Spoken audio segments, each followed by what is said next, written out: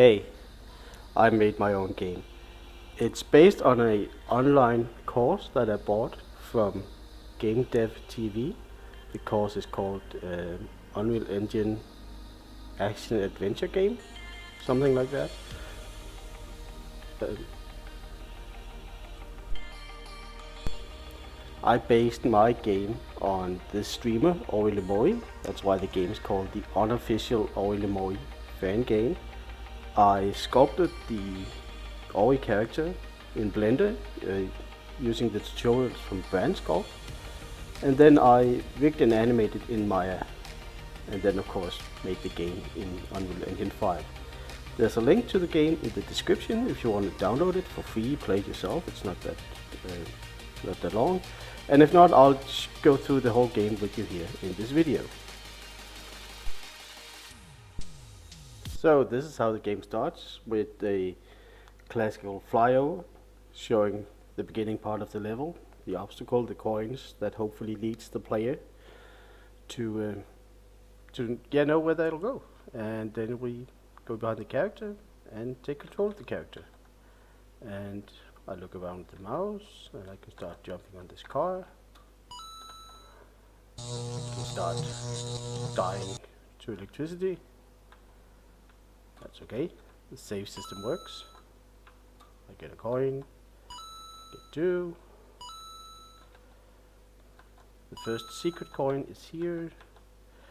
I try to make the level with an obvious way through it, and saying go this way, and then try and hide a coin if you go a little bit the other way. So there's a secret coin down here. You might have spotted it through the fly-through. It's a gap here that I just have to be careful about. You can't actually make this jump. It's kind of like a development shortcut. So here we have a first mechanic. Press shift to walk, playing with the keyboard, and if you press shift you get walking, which would make it easier to navigate this short path. But if I press the controller, it switches to controller buttons. They work all the time, it's just a matter of what's being detected. So I walk through this narrow path. And I jump. All these assets are from a different assets pack that I bought, so I didn't make those.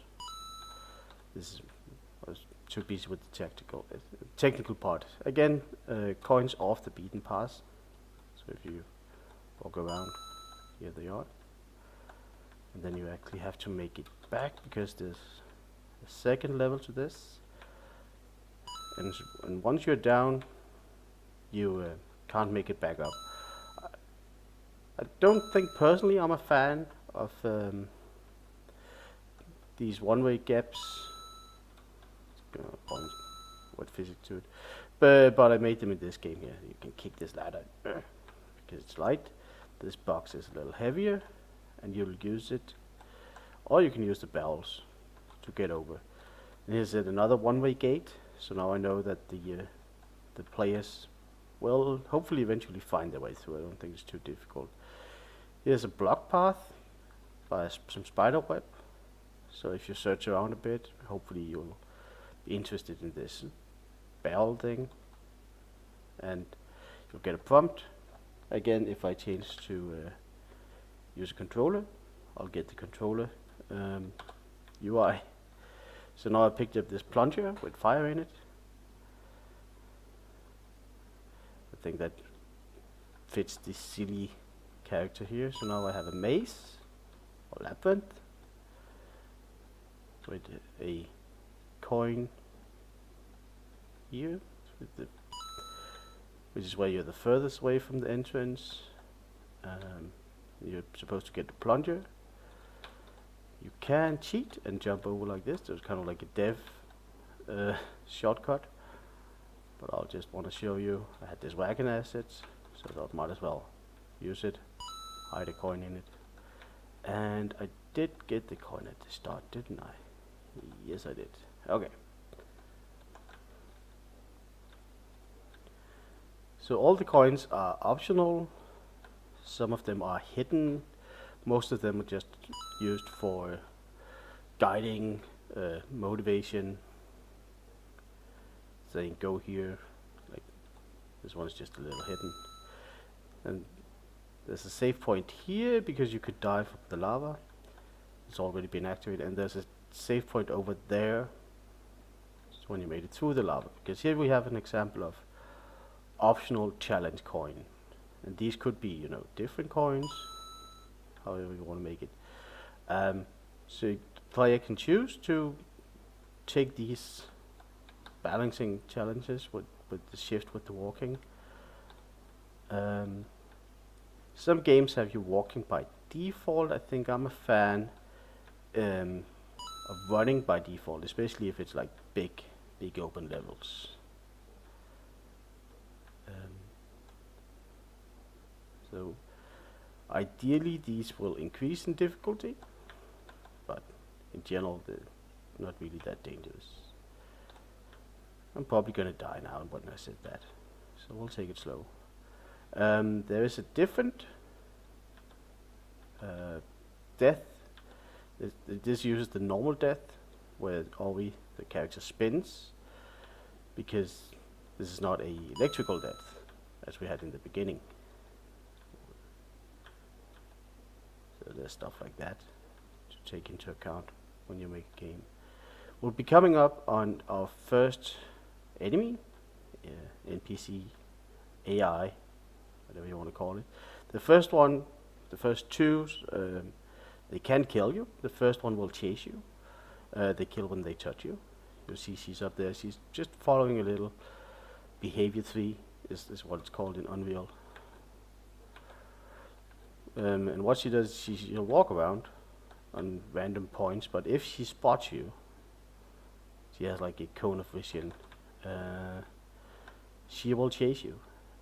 And you can see how this Ori, normal Ori, you Ori, have this Naruto run animation. Evil Ori has a chase animation.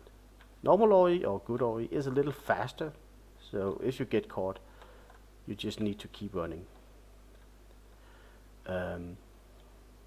But yeah, so she will keep chasing you, but she can't chase you here. This is where we introduce some platforming and also the crouch mechanic. So I press C to crouch, and again, if I use the controller, I get the controller prompt. There are some windows in the beginning here to teasing this coin you can now find.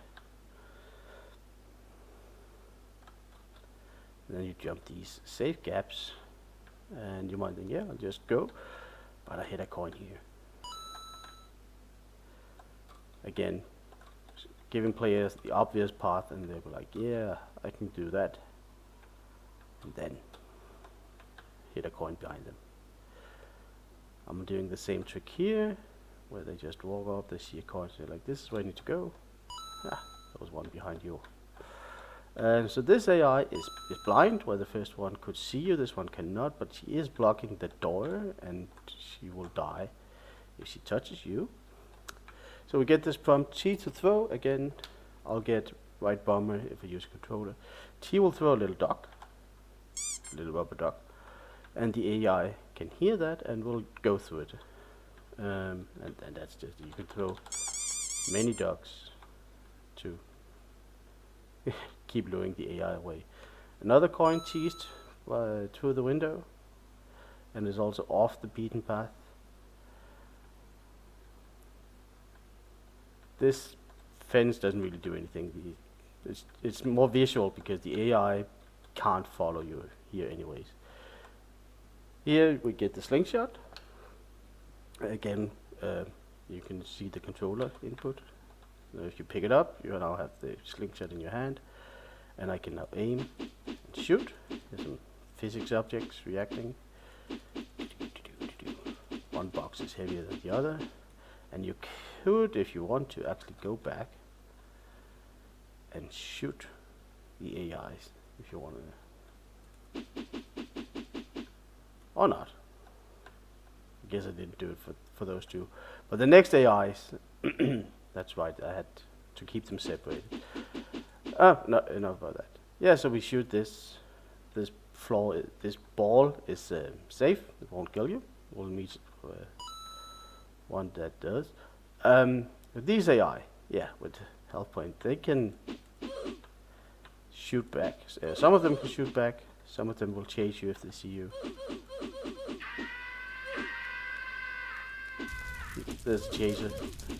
When the chaser gets low health, they will flee. You can take damage from the barrels.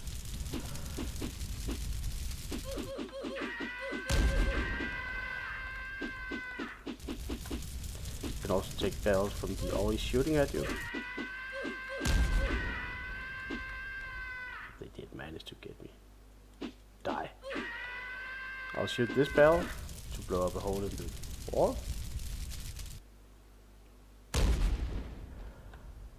This is physics driven with a, I think it was called a force field.